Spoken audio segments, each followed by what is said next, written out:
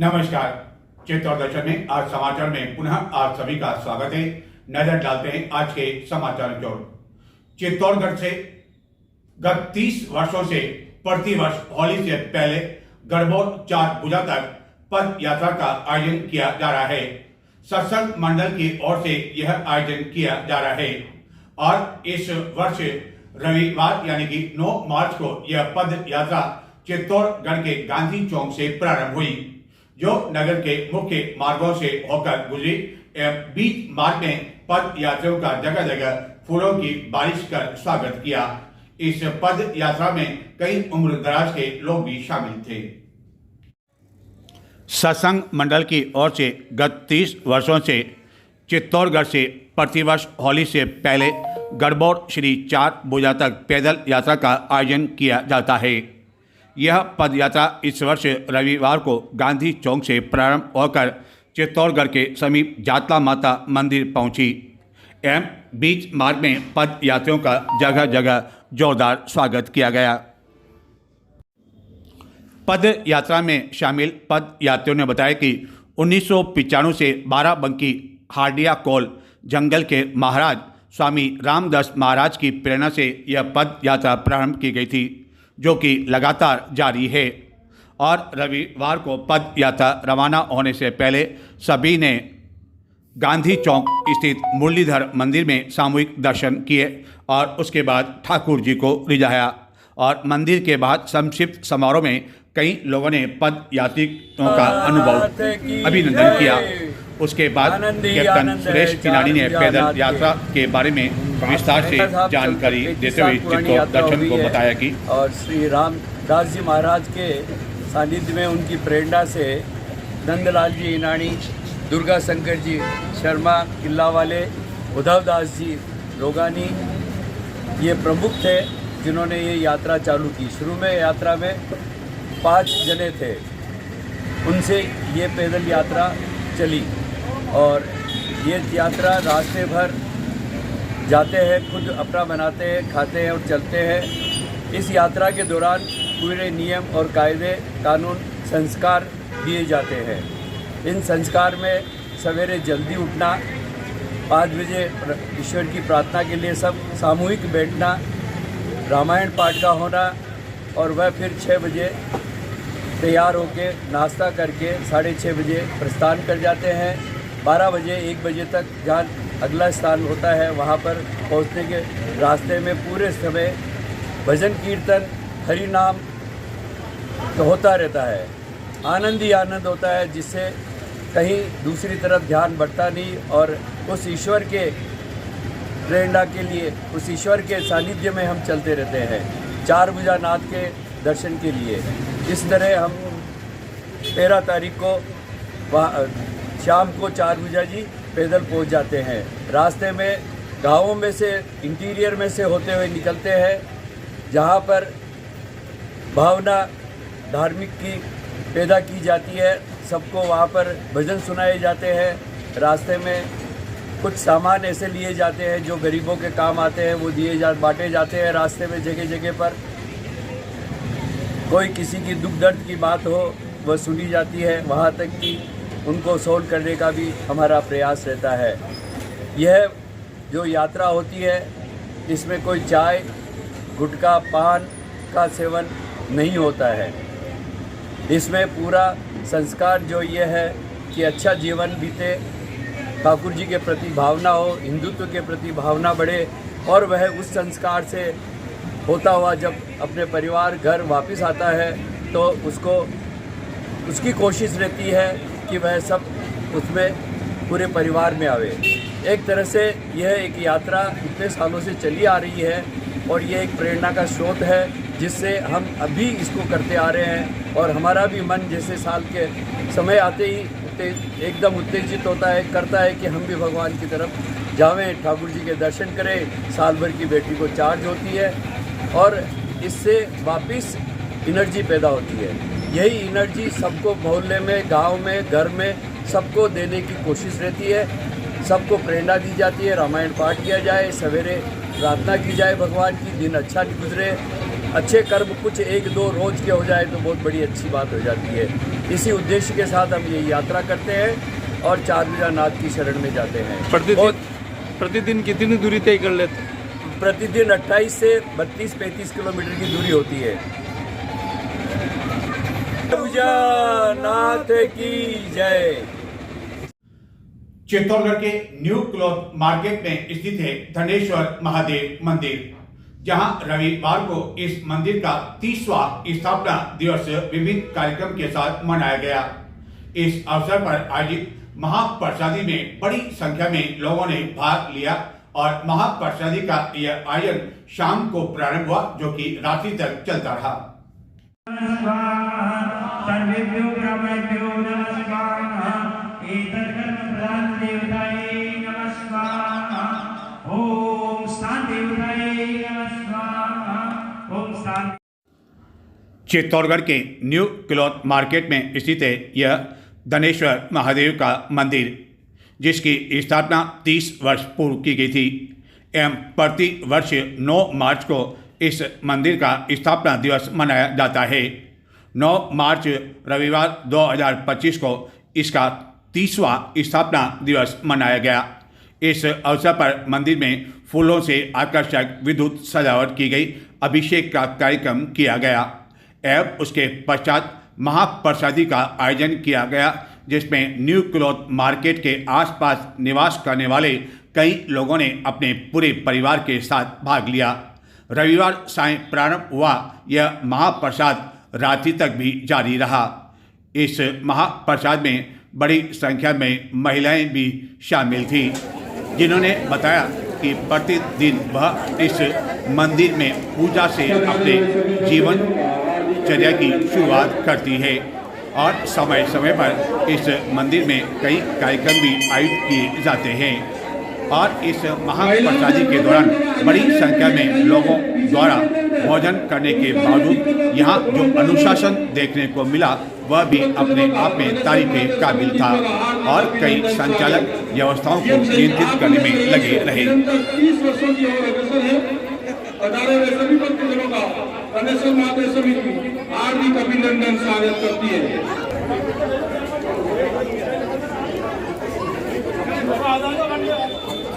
नमस्कार।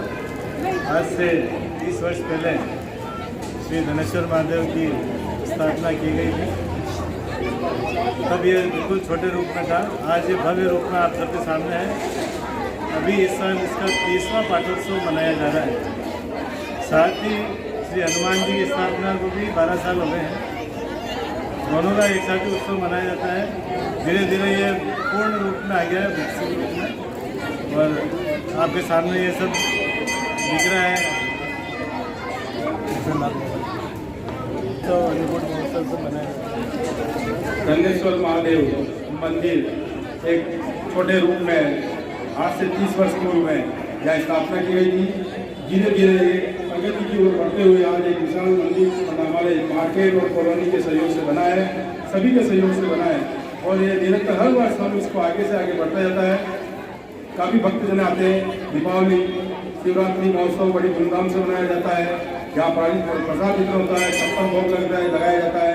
श्रावण मास में पूरे महीने यहाँ पे अभिषेक कराए जाते हैं। शिवरात्रि में यहाँ पे होते हैं अभिषेक, रात भर रहता है। जन्माष्टमी में होता है। कई त्योहारों के रूप में यहाँ मंदिर से पूरे मार्केट वाले का आशीर्वाद भोलेनाथ जी का बना हुआ है और मंचापुर बालाजी का इस मार्केट के निवासियों के ऊपर आशीर्वाद बना हुआ है और आशीर्वाद बना रहे। इन्हीं कामना के साथ हम हर वर्ष भगवान के पाठोत्सव मनाते हैं। इसमें सभी मार्केट वाले का सहयोग रहता है और सभी भक्तजनों का सहयोग रहता है। जय धनेश्वर महादेव। नजर डालते हैं अब आज की पुलिस डायरी से समाचार। पुलिस द्वारा विभिन्न स्थानों पर डोडा चूरा एवं अन्य मामलों में कई सफलताएं हासिल की गई। डालते हैं नजर संक्षिप्त में पुलिस की डायरी से। चित्तौड़गढ़ जिले की सारास पुलिस द्वारा मोटरसाइकिल पर अवैध डोडा चूरा परिवहन करते हुए पंजाब निवासी एक महिला समेत 2 जनों को गिरफ्तार कर लिया। जिनको गिरफ्तार किया गया उसमें गंगराट थाना अंतर्गत लालास का खेड़ा निवासी बबलू बंजारा एवं उसके साथ पंजाब की महिला ज्योति शामिल है। दोनों को गिरफ्तार कर पुलिस द्वारा अग्रिम पूछताछ की जा रही है। चित्तौड़गढ़ जिले की निकुंम थाना पुलिस द्वारा 2 तस्करों के खिलाफ कार्रवाई करते हुए 2 अलग अलग कार्रवाई में 18 किलो 690 ग्राम अवैध डोडा चूरा जब्त कर 2 आरोपियों का गिरफ्तार कर लिया।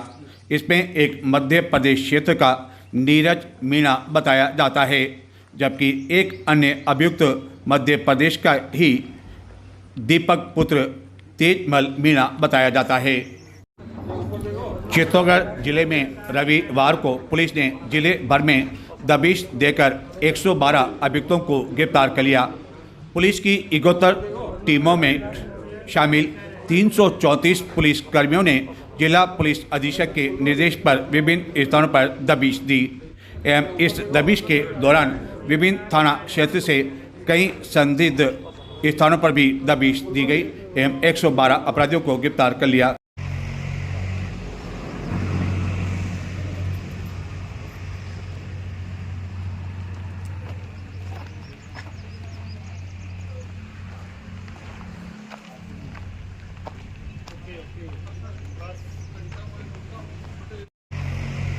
चित्तौड़गढ़ जिले की शंभूपुरा थाना पुलिस ने अवैध मादक पदार्थों की तस्करी के खिलाफ कार्रवाई करते हुए एक कार से 115 किलो अवैध डोडा चूरा जब्त कर एक अभियुक्त को गिरफ्तार कर लिया, जो पाली जिले की जैतारण जेल से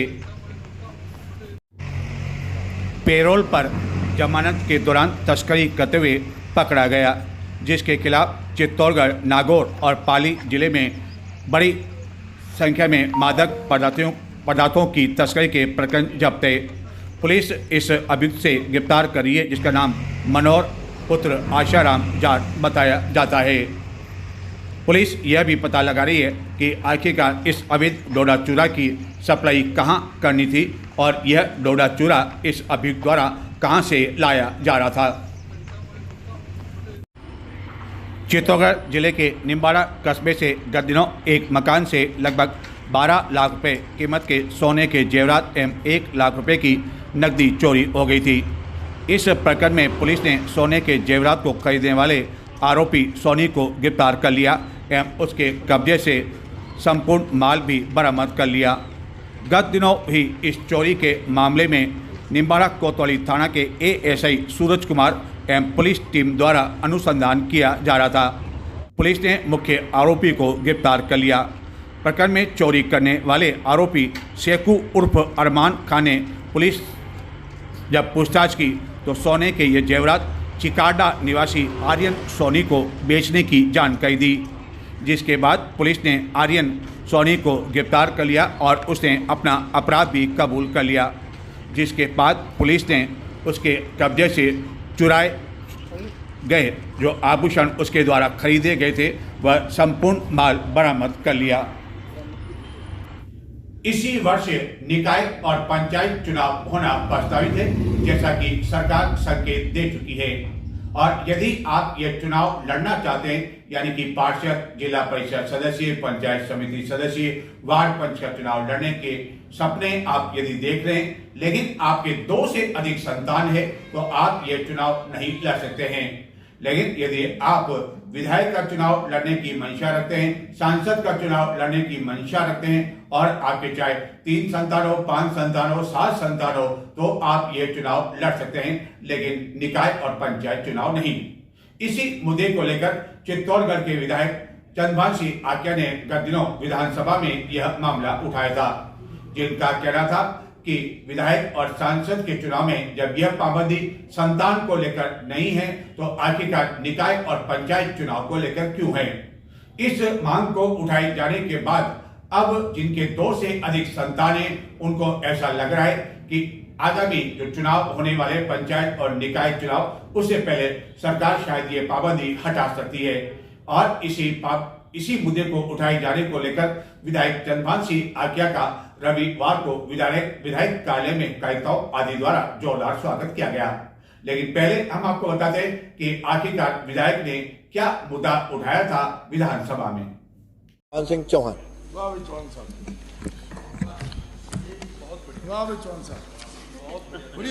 माननीय अध्यक्ष महोदय, मुझे आपने स्थगन पर बोलने का मौका दिया, उसके लिए धन्यवाद। माननीय अध्यक्ष महोदय, पंचायत राज पर, नगर पालिका में और सहकारिता में जब किसी के 3 बच्चे होते हैं तो उसको चुनाव लड़ने का अधिकार नहीं होता है।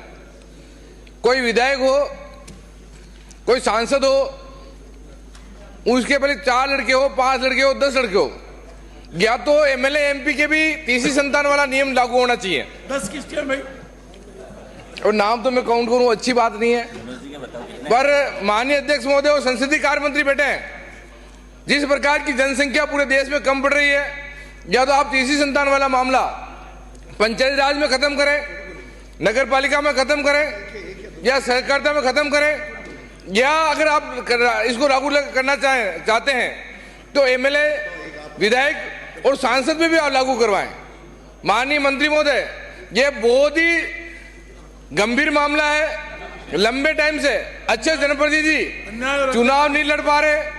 काफी ऐसे जनप्रतिनिधि हैं जिनके तीसरी संतान होने की वजह से 2-2 लड़कियां हो गई और लड़के के इंतजार में 3-3, 4-4 लड़के हो गए जो चुनाव नहीं लड़ पाए। इसलिए माननीय मंत्री महोदय, इसको संशोधन करते हुए, इसको प्रस्ताव लेते हुए सरकार तीसरी संतान वाला मामला हटाते हुए आने वाला पंचायत राज चुनाव में तीसरी संतान वाला 3 संतान हो, 4 संतान हो, 5 संतान हो, 6 संतान हो, 10 संतान हो, वो चुनाव पंचायत राज का भी लड़े, नगर पालिका के भी लड़े, सहकारिता के भी लड़े। ये बहुत गंभीर मामला है। माननीय अध्यक्ष महोदय, माननीय अध्यक्ष महोदय, माननीय अध्यक्ष महोदय, आपके संज्ञान में आना चाहिए। और माननीय संसदीय कार्य मंत्री बैठे हैं और उप मुख्यमंत्री दिव्या कुमारी जी बैठे हैं। आप, ये बहुत गंभीर मामला है, इस गंभीर मामले को आप लेते हुए एक प्रस्ताव आप लाएं।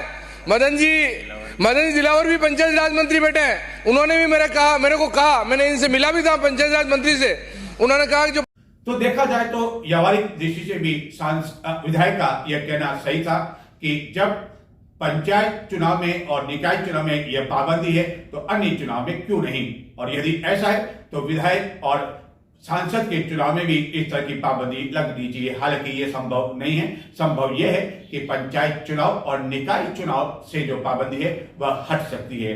देखते हैं कि किस तरह उनका हुआ स्वागत।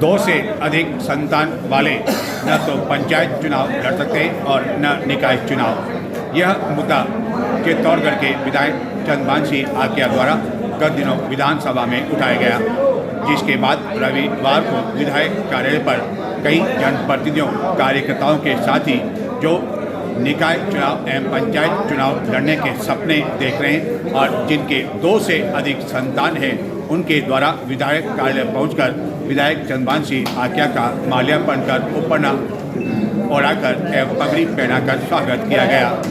ऐसे स्वागत करने वाले में कई वह संभावित प्रत्याशी भी थे जो कि अभी से यह चुनाव लड़ने का सपना तो देख रहे हैं, लेकिन उनके 2 से अधिक संतान होने की वजह से उन्हें यह डर है कि यदि यह पाबंदी नहीं हटाई गई तो वह चुनाव नहीं लड़ सकते हैं।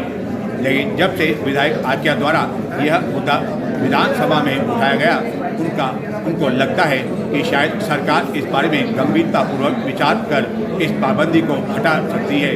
फिर उनकी चुनाव लड़ने की जो मंशा है वह भी पूरी हो सकती है और उनके बल्ले बल्ले हो सकते हैं। इस बारे में स्वागत करने वाले ऐसे लोगों से जब हमने बातचीत करना चाहा तो उन्होंने कैमरे के सामने तो कुछ भी कहने से इनकार कर दिया और यह भी कहा कि उनके 5 संतान हैं और इसके कारण वह कैमरे के सामने कुछ भी नहीं बोल सकते हैं। लेकिन यदि पाबंदी हट गई तो वह चुनाव लड़ सकेंगे और उनकी राह आसान हो जाएगी। और जिस तरह विधायक आकिया द्वारा यह मुद्दा उठाया गया, उसके बाद सरकार द्वारा सकारात्मक जो आश्वासन दिया गया उसको देखकर उनको लग रहा है कि उनके सपने पूरे हो सकते हैं। इस स्वागत के बाद चित्तौड़गढ़ विधायक चंद्रभान सिंह आकिया ने चित्तौड़ दर्शन से बातचीत करते हुए जानने की कोशिश की कि आखिरकार उनका जो मुद्दा उठाया उन्होंने, तो क्या भारत की जनसंख्या जो तेजी से कम हो रही है तो क्या इसके पीछे मंशा उनकी यह तो नहीं थी? 3 संतान की जो मामला उठा जिसको लेकर आज स्वागत किया गया, अभिनंदन किया गया, क्या उस मांग को लेकर आपने दो बातें कही कि सांसद पर भी ये नियम लागू हो, विधायक पर भी हो, या निकाय या पंचायत चुनाव से हटाया जाए, तो क्या कहना चाहेंगे इसको लेकर? राजस्थान की सरकार बहुत यशस्वी सरकार है। भजन लाल जी बिल्कुल जनता की सुनने वाले धरातल के आदमी हैं। संगठन में उन्होंने लंबा काम किया है और मुख्यमंत्री जी जो 3 संतान वाला मामला है कि राजस्थान में कोई भी जनप्रतिनिधि पंचायत राज का हो, सहकारिता का हो या नगर परिषद का हो, वो 3 संतान वाला चुनाव नहीं लड़ सकता है। इसलिए इन सब लोगों की मांग है पूरे राजस्थान में कि 3 संतान वाला भी चुनाव लड़े। इस उद्देश्य में विधानसभा में ध्यानाकर्षण मंत्रिमंडल भी मैंने लगाया और सरकार ने जवाब भी उसका दिया है कि बहुत जल्दी ये 3 संतान वाला जो पैरामीटर लगा रखा है वो हटाएंगे और वास्तव में हटना चाहिए, क्योंकि एमएलए के 3 संतान वाला नहीं लगता है, एमपी के नहीं लगता है, राज्यसभा सांसद के नहीं लगता है, तो जनप्रतिनिधि वो भी जनप्रतिनिधि है, इनके क्यों लगता है? इसलिए नहीं लगना चाहिए और अगली बार ये हटेगा और ये जनप्रतिनिधि चुनाव लड़ेंगे। ऐसे मैं सरकार से कामना करता हूँ। इस मांग के पीछे एक मंशा ये तो नहीं कि जनसंख्या जिस तरह की देश की कम हो रही, भारत की कम हो रही है, तो उसके पीछे आपका ये उद्देश्य हो? नहीं, ऐसी कोई बात नहीं है। ये बात भी सही है कि कोई बच्चे के चक्कर में इस प्रकार का अनुपात भी गिर रहा है। ये अनुपात भी संतुलन रहे, ये भी एक बड़ा कारण हो सकता है। लाखों करोड़ों लोग टकटकी निगाहों से घड़ी पर नजर रख रहे थे रविवार को कि कब दोपहर 2:30 बजे और कब वह दुबई में होने वाले चैंपियंस ट्रॉफी का फाइनल मैच देख सकें, भारत और न्यूजीलैंड मैच। और आखिरकार मैच प्रारंभ हुआ और पहले जो न्यूजीलैंड ने बल्लेबाजी की, टॉस जीतने के बाद अच्छी बल्लेबाजी की, ओपनिंग जो बल्लेबाज थे उन्होंने अच्छा स्कोर बनाया, लेकिन बाद में भारतीय जो गेंदबाज हुए वह हावी होने लगे। लेकिन अंतिम जो 5-7 ओवर थे वह भारतीय बॉलर्स के लिए काफी महंगे साबित हुए। न्यूजीलैंड की टीम को 220 रन पर रोका जा सकता था, लेकिन अंतिम ओवर में उन्होंने काफी रन बटोरे। और उसके बाद भारतीय जो क्रिकेट फैंस हैं, प्रेमी हैं, दर्शक हैं, उनको लगा कि न्यूजीलैंड के सामने कहीं भारत बाजी हार नहीं जाए। और शुरू में ऐसा ही लगा, जबकि भारतीय के ने अच्छी बल्लेबाजी तो की, लेकिन उसके बाद जल्दी 3 विकेट गिर गए और बाद में फिर उतार चढ़ाव आया। मैच रोमांचक होता गया और कई दर्शकों की निगाहें टीवी की ओर लग गई थी। कई स्थानों पर विशाल इसके लिए स्क्रीन लगाई गई, जहां बड़ी संख्या में लोगों ने इस मैच का आनंद लिया और आखिरकार चैंपियंस ट्रॉफी भारत के नाम हुई। और उसके साथ ही आतिशबाजी चित्तौड़ शहर में रहकर गूंजने लगी और क्रिकेट के जो प्रेमी हैं, फैंस हैं, वह काफी अधिक खुश हुए। अहमदाबाद में हमको खामोश, वैसे ढोल नगाड़ों के साथ ही उनको घर भेजा। अब उनके पड़ोसियों की बारी है। बांग्लादेश को पहले हराया 6 विकेट से जीत, फिर पाकिस्तान को रौंदा 6 विकेट से, वहां पे भी जीता भारत। फिर न्यूजीलैंड के सामने 44 रन से मुकाबले को जीतते हैं और फिर कंगारुओं को देते हैं पटकने। 4 विकेट से उस मुकाबले को जीत फाइनल में नहीं होगी। न्यूजीलैंड के पास भी अब अजूबा कम टोटल में भी फाइट करी है। छक्का लगाया था बांग्लादेश के खिलाफ, बताया कि दिल्ली ओवर्स में नंबर 6 खिलाओगे तो मैं दम लगाऊंगा, मैं जिताऊंगा भारतीय टीम को, वो भी छक्के के साथ। कीपिंग जबरदस्त रही, ऑस्ट्रेलिया के जबरदस्त बैटिंग करी और आज अपना वर्चस्व दिखाते रहे, वो कामयाबी हासिल करता है। बैटिंग की गहराई बताता है ना कि नंबर 8 पे भी जड्डू आते हैं।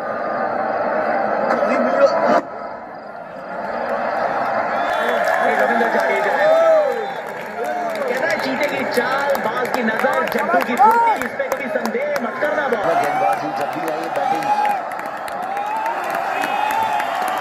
फिर ले गए।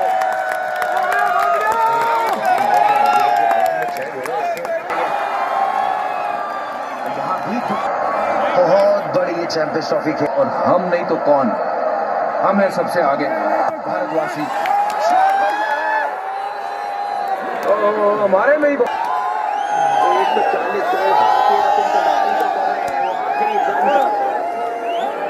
गौतम अभी भी गंभीर है, मुस्कुरा दे भाई तो $1 मिलियन की स्माइल दे दे।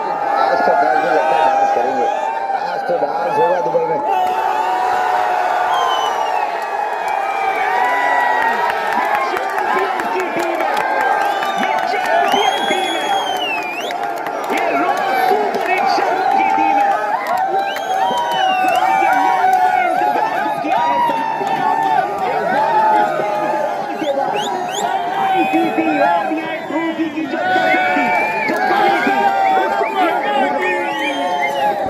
रोहित शर्मा चौथी आईसीसी ट्रॉफी।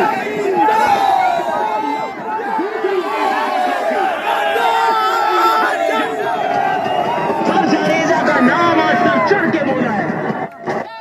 एक बार फिर विश्व को बता दिया है कि भारत का उसमें पदवी क्या है, जज्बा क्या है, जुनून क्या है। इस जीत के लिए जो मेहनत की है, वरुण चक्रवर्ती के रूप में वो एक ब्रह्मास्त्र को छोड़ा था।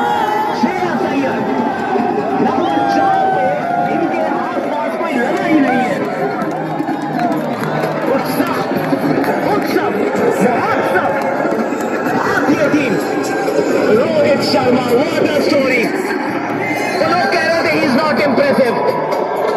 वो लगातार टूर्नामेंट जितवाना, एक के बाद एक फाइनल तक पहुंचाना, I'd say that's impressive। Virat Kohli, तो लोगों ने पूछना शुरू किया था कि does he even have any more? ये क्या दोबारा वो काम कर पाएंगे?